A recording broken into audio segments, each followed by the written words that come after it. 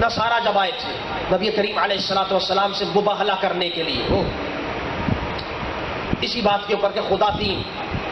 وہ جو ان کا اپنا عقیدہ ہے تثلیث والا، میرے مصطفیٰ بارہا سمجھا رہے ہیں کہ خدا ایک ہے وحدہ لا شریک، جس کی عبادت کرنی، کیا عجیب بتوں کی بات کر رہے ہیں، سمجھاتے رہے انہیں، نہیں وہ تو بغیر اس کے پیدا ہوئے، ان کا باپ ہی نہیں ہے، باپ خدا ہے، لا حول ولا قوت۔ حضور فرما رہے ہیں ایسا کیسے؟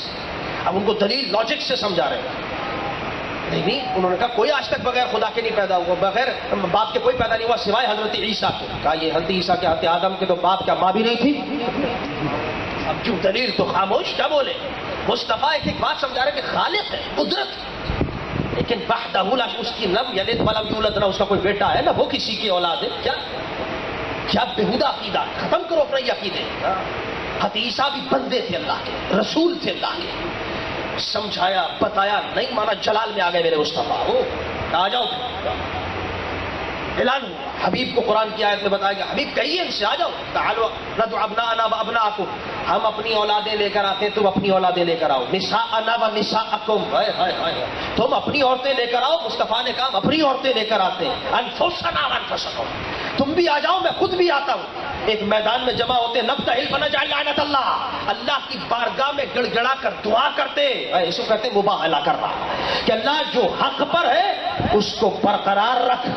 اور جو ناحق ہے، جو ظلم کر رہا ہے، جو جھوٹا ہے، اس کو نیست و نابود فرما۔ اللہ نجعل لعنت اللہ علی الکاذبین، اللہ کی لعنت ہو جائے جھوٹوں پر۔ مصطفیٰ جلال میں انہوں نے اس وقت تو کہہ دیا ہاں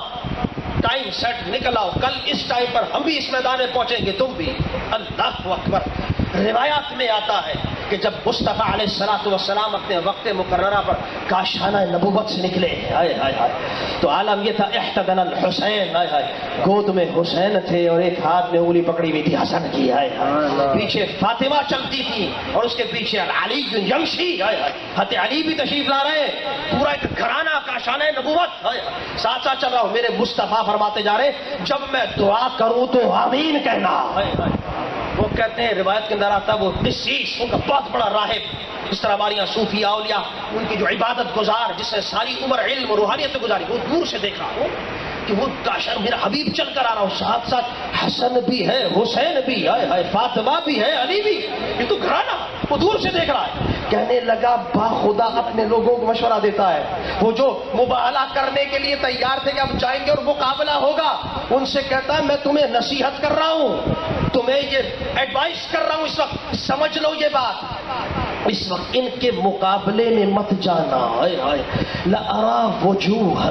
لو سألوا اللہ ان یزیل جبلا من مکانی لأزالہ،